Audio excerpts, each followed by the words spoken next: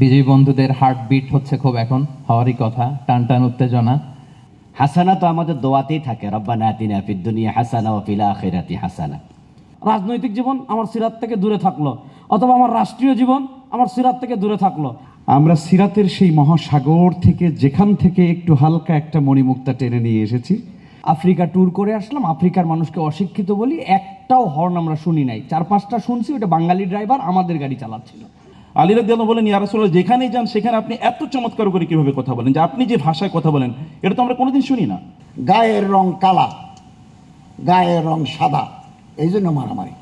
আমি জানি যে আমাদের বিজয়ী বন্ধুদের হার্টবিট হচ্ছে খুব এখন হওয়ারই কথা, টান টান উত্তেজনা। সবার মনে এক ধরনের উত্তেজনা যে আমি কি আসলে প্রথম হলাম না পঞ্চম হলাম না দশম হলাম। তো আপনাদের এই যে টান টান উত্তেজনার অবসান অল্প সময়ের মধ্যে আমরা শেষ করবো ইনশাআল্লাহ বিইذনিল্লাহ।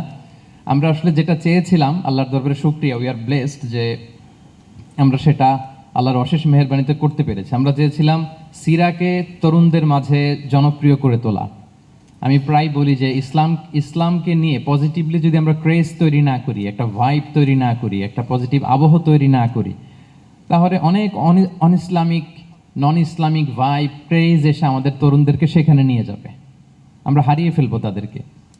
তো সেই চিন্তা থেকেই বেসিকলি হাসানা ফাউন্ডেশন আমরা সিরা অলিম্পিয়াডের আয়োজন করেছিলাম। আমরা চেয়েছিলাম আমাদের ভাই বোনেরা পড়ুক, যারা ফার্স্ট রানার আপ হয়েছেন তারা ল্যাপটপ পাবেন, যারা সেকেন্ড রানার আপ হয়েছেন 3 জন তারা ট্যাব পাবেন, 3 গ্রুপের 3 জন যারা চতুর্থ হয়েছেন তারা 20,000 টাকা নগদ পুরস্কার পাবেন, 3 গ্রুপের 3 জন পঞ্চম বিজয়ী যারা 10,000 নগদ টাকা উপহার পাবেন, 3 গ্রুপের ষষ্ঠ থেকে শুরু করে দশম পর্যন্ত প্রত্যেকে নগদ 5,000 টাকা আপনারা পুরস্কার পাবেন।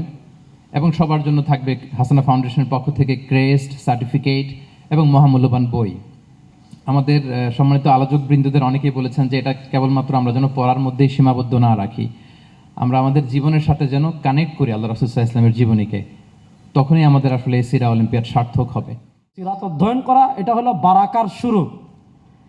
এজন্য আমরা আমাদের ডক্টর মিজানুর রহমান আজহারি হাফিজাহুল্লাহ, আমি যতটুকু ওনার সাথে কথা বলে বুঝেছি যে এই সিরাত আয়োজন এটা আপনার ওরিয়েন্টালিস্টদের মতো, আমরা যাদেরকে মুস্তাশরিকিন বলি, মুস্তাশরিকিনদের মতো শুধু সিরাত অধ্যয়ন করে নিজেকে সমৃদ্ধ করা উদ্দেশ্য না।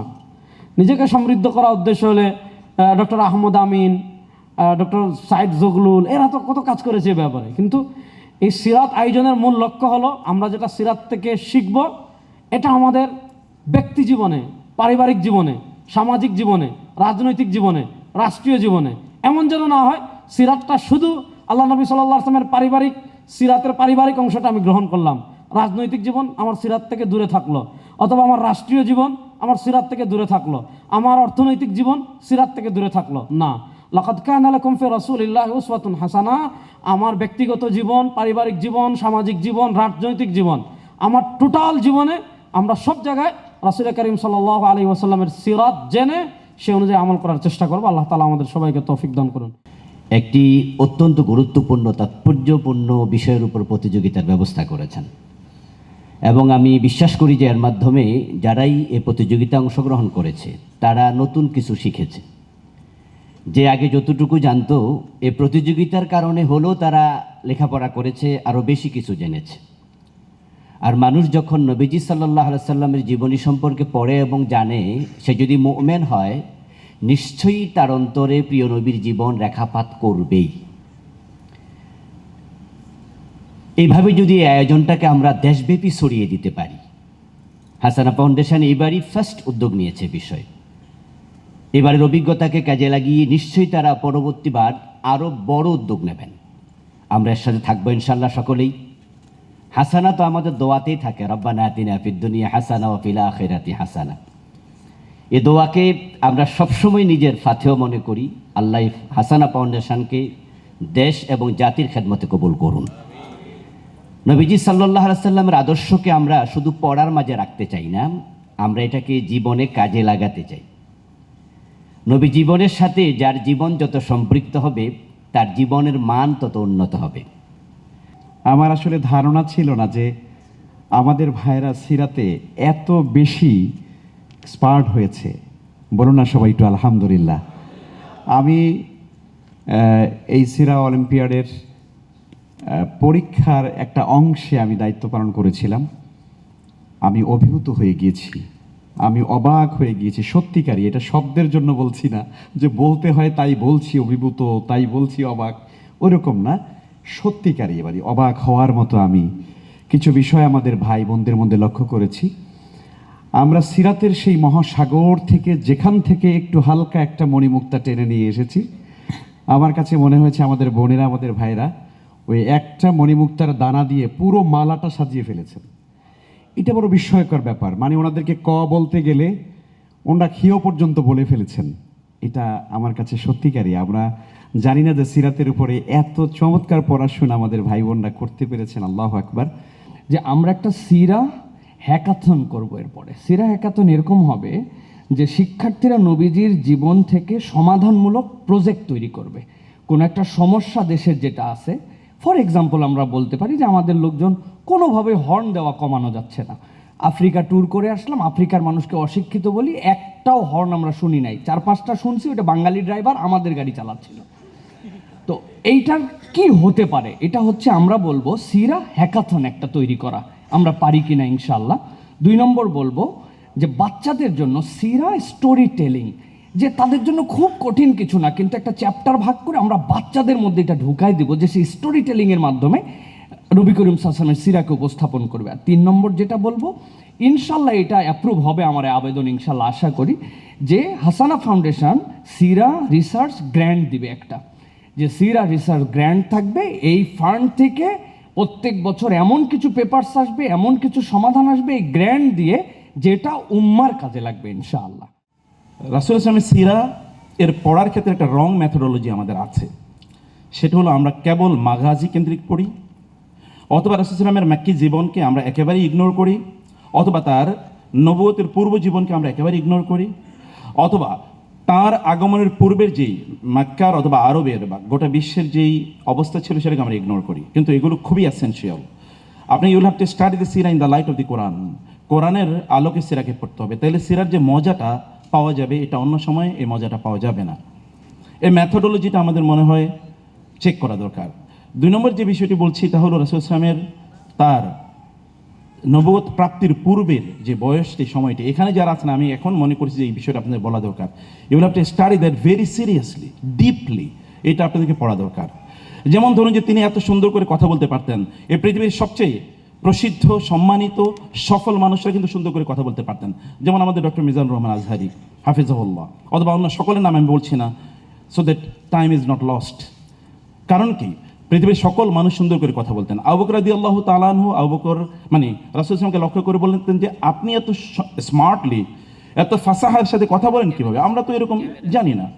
আলী রাদিয়াল্লাহু বলেন, ইয়া রাসূলুল্লাহ, যেখানেই যান সেখানে আপনি এত চমৎকার করে কিভাবে কথা বলেন, যে আপনি যে ভাষায় কথা বলেন এটা তো আমরা কোনোদিন শুনি না। তখন তিনি বলেছেন, আমি বনু সাদ গোত্রের ভাষা শিখেছি, তোমরা জানো না? ভাষা শেখা এটা খুবই গুরুত্বপূর্ণ, এটি নবী রাসূলদের বৈশিষ্ট্য।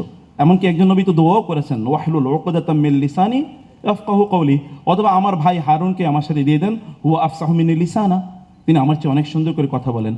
তার জীবন থেকে আপনারা যারা ইয়াং, আপনারা শেখেন না, আপনাদের সুন্দর করে কথা বলা শিখতে হবে আপনাদেরকে।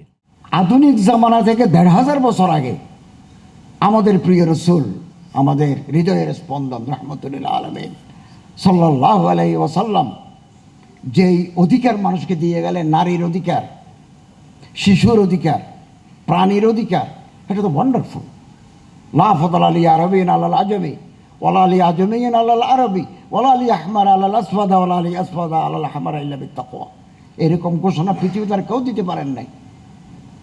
There is no superiority of Arab over non-Arab. There is no superiority of the white over the black.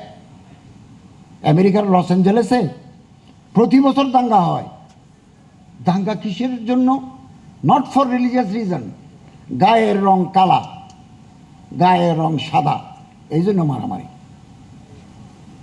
পাড়াকে পাড়া জ্বালি দেয়। নেলসন ম্যান্ডেলা দক্ষিণ আফ্রিকায় 25 বছর জেলে ছিলেন গায়ের রং কালা হওয়ার কারণে। 25 বছর দক্ষিণ আফ্রিকায়। আর হজরত বেলাল, হজরত সলমান ফার্সি, ওনারা আল্লাহ রসুলের সাহাবি। There is no discrimination of colour and race, এই যে আদর্শ আমাদের ঘরে, আমি যদি বলি আজকে আমরা যারা এখানে অডিয়েন্সে আছি, ম্যাক্সিমাম মানুষের ঘরে সিরাতের কোনো কিতাব নাই। এটা একটা ইলমি মজলিস, এখানে আলেম ওলামা বুদ্ধিজীবীরা আছেন। আমি কালকে জগন্নাথ বিশ্ববিদ্যালয়ে বক্তৃতা করেছি, ওখানে তো আমি চিৎকার করে বলেছি যে তোমাদের হাতে কারো ঘরে সিরাতের কোনো কিতাব নাই, এখানেও নাই। তো এটা আমাদের দীনতা, এটা আমাদের দীনতা অথবা দৈন্য দশা। দৈন্যতা শব্দ নাই, দৈন্যতা শব্দ অশুদ্ধ, দীনতা অথবা দৈন্য দশা। কেন আমাদের ঘরে সিরাতের কিতাব থাকবে না? বাজার ভর্তি সিরাতের রাসূল সাল্লাল্লাহু, আমরা কিনবো, ভলিউম আছে, অনেক ভলিউমেরও আছে, এক খণ্ডেরও আছে। শুধু জানার মধ্যেই কল্যাণ নেই যদি সেই জানাটা বাস্তবে পরিণত করা না যায়। তাই আসুন, চরিত্রবান যুবক দরকার।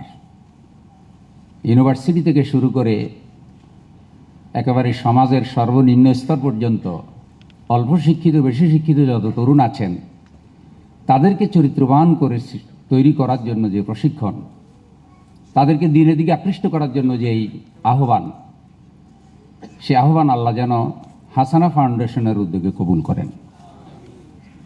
আল্লাহ তাআলা যেই তরুণরা জাতির নেতৃত্ব দিলে জাতি সন্ত্রাস, দুর্নীতি এবং অন্যায় অবিচার থেকে মুক্ত হয়ে একটি আদর্শ সমাজ বিনির্মাণ যে স্বপ্ন দেখে হাসানা ফাউন্ডেশন, তার জন্য যে তরুণ দরকার, সেই তরুণদের একটা বাহিনী যেন আল্লাহ তাআলা এই উসিলায় তৈরি করার তৌফিক দান করেন। প্রত্যেকের কল্যাণ কামনা করে আমাকে কথা বলার সুযোগ দেওয়ার জন্য মোবারকবাদ জানাই। হাসানা ফাউন্ডেশনকে আল্লাহ কবুল করুন, আমিন। আসসালামু আলাইকুম রহমতুল্লাহ।